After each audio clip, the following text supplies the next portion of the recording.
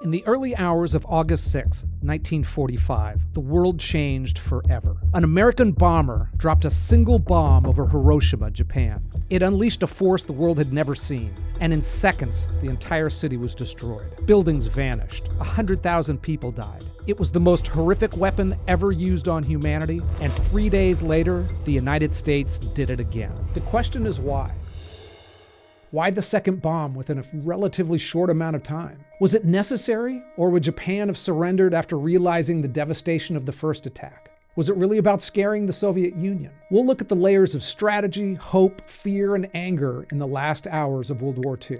The United States was slow to enter the war. The country was still in an isolationist mood, still bitter about World War I, which killed over 100,000 Americans. Now, I've read a lot of history, and I still can't easily explain what World War I was all about, beyond the assassination of Archduke Ferdinand and a whole lot of treaties. What was clear, though, was that it didn't solve any problems, and 20 years later, Europe was at it again. The mood in the US was to let those people deal with it. But everything changed on December 7th, 1941, with the Japanese attack on Pearl Harbor. It killed almost 2,500 Americans and instantly united a divided nation. Within days, hundreds of thousands of Americans volunteered for the military, with some enlistment centers staying open 24 hours a day. There were stories throughout the country of guys being rejected for service and then killing themselves out of disappointment. And fighting this war against the Nazis in Japan, Americans didn't see it as a bunch of archdukes fighting over some disputed land.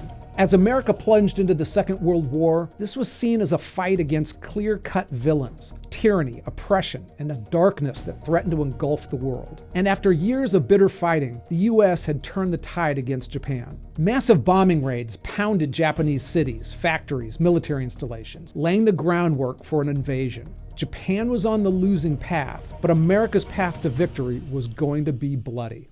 We should look at the last major battle, the Battle of Okinawa, because it gave a grim forecast of what an invasion of mainland Japan would actually cost. It was a rugged island and a stepping stone to the Japanese mainland. The battle was a glimpse into hell. 13,000 Americans killed, 70,000 wounded. For the Japanese, almost the entire garrison of over 100,000 men fought to the death.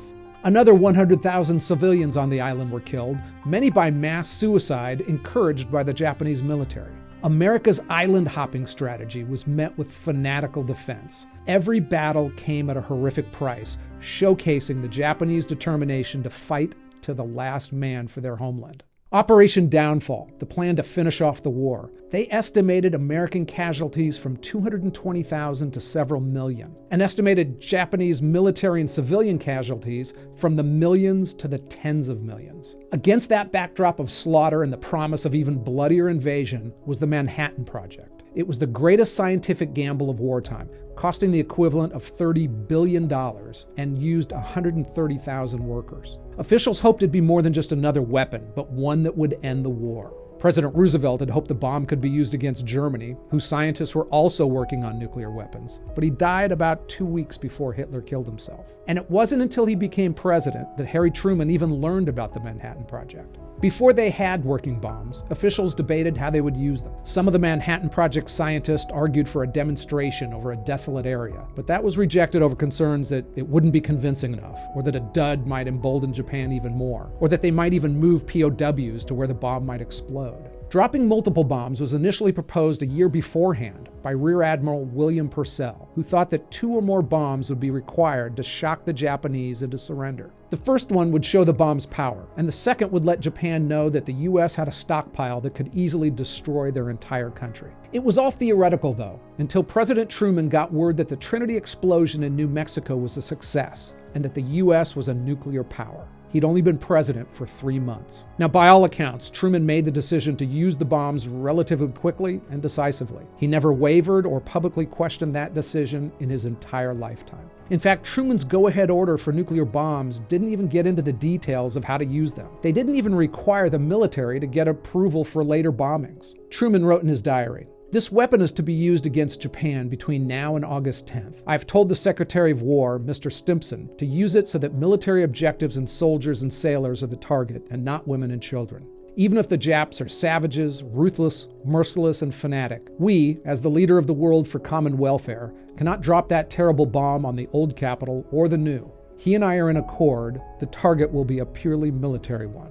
They chose Hiroshima because it was a military and industrial center, which was also the site of a major army headquarters. Nevertheless, the vast majority of deaths in Hiroshima were civilians. After the bombing, there was shock and confusion within the Japanese high command. A city's instant obliteration was unprecedented, and a breakdown of communication with Hiroshima also slowed information down. They first didn't believe that the U.S. had the technical ability to build and deliver an atomic weapon until they sent scientists to Hiroshima who confirmed it. Truman announced it to the world. A short time ago, an American airplane dropped one bomb on Hiroshima and destroyed its usefulness to the enemy. In their present form, these bombs are now in production, and even more powerful forms are in development. It is an atomic bomb. The United States continued its tactic of dropping leaflets over cities to speak to the citizens, and now they told them about the atomic weapon. The leaflets warned that the U.S. had the most destructive explosive ever devised by man, and told the Japanese to evacuate their cities. U.S. radio broadcast a similar message into Japan every 15 minutes, stating that more cities would be destroyed. But Japan hadn't been defeated in 2,000 years, and they weren't going to give up easily. In the Japanese Supreme War Council, some advocated surrender, while others argued to continue the fight. They hoped to hold out until the ground invasion began and inflict so many casualties that they'd get a better settlement that might leave their government in power. The U.S. also intercepted a message from Admiral Toyoda, who believed that no more than 1 or 2 more bombs could be prepared quickly. He argued for a fight to the last man. The American generals saw no reason to wait. Nagasaki was destroyed 3 days later. So why that second bomb? Why so quickly? The stated reasoning from Truman and military leaders has been consistent and clear.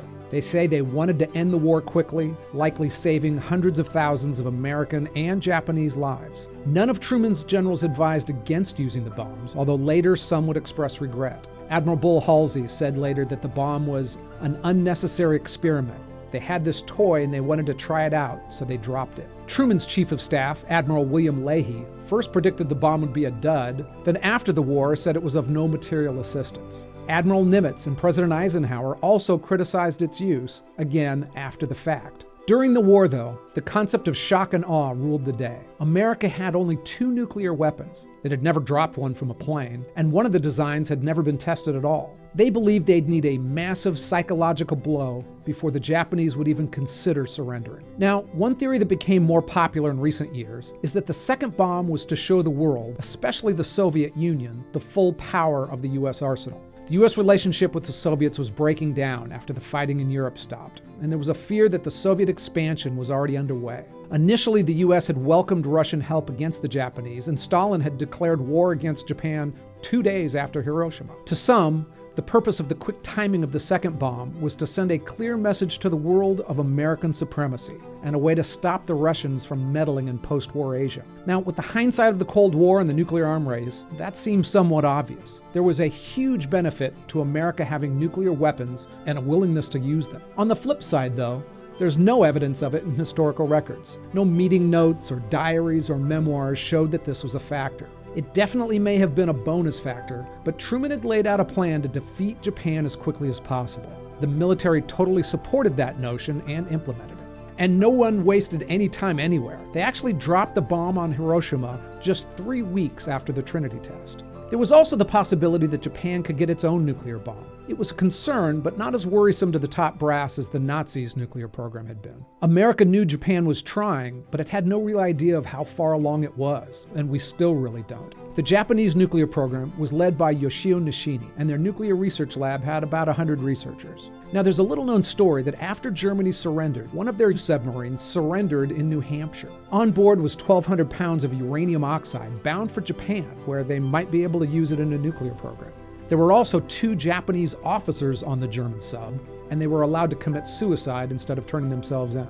Later, after Japan's surrender, the U.S. Army found and destroyed 5 Japanese cyclotrons, which could help convert uranium into a bomb. But there's another factor that we have to look into as well: anger and hatred. There was an increased hatred towards the Japanese that started with Pearl Harbor and increased as Japan fought. You can't understand World War II without a clear idea of how horrific it was, of how horrific Japan was. Now, they've been pretty mellow recently, but Imperial Japan was a militaristic, racist, murderous regime every bit as bad as Nazi Germany.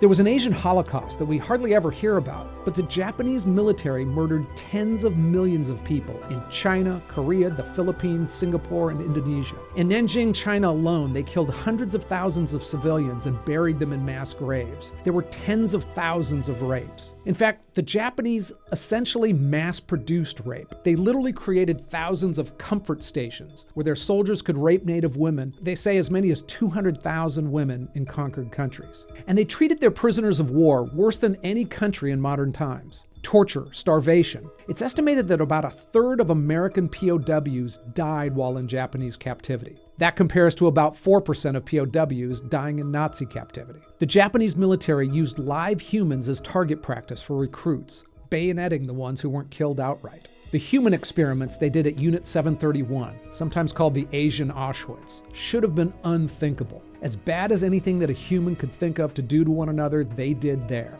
You can research that one at your own risk. And there are hundreds of documented examples of cannibalism of defeated soldiers. These weren't driven by hunger, but by team-building exercises, supervised by their commanders. The world hasn't seen war like this in our lifetime, and killing a few 100,000 Japanese to end it wasn't seen as excessive in 1945.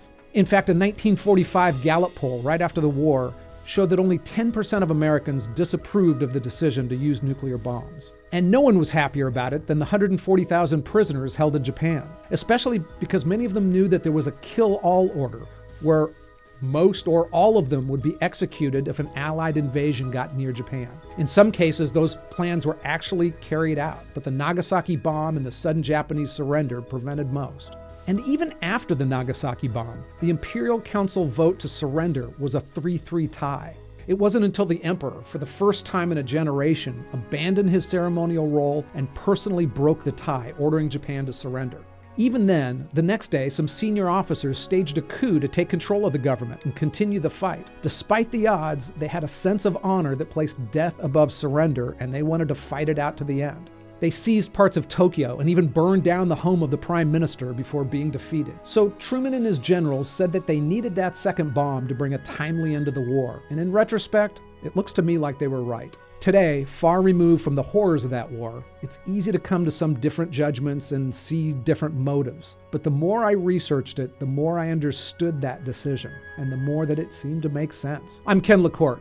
I do my best to learn about uncomfortable subjects and give you a fair assessment. If I screwed up any of the facts, I'll put it in a pinned comment below. I hope you enjoyed it. Don't forget to subscribe to see more. Till next time.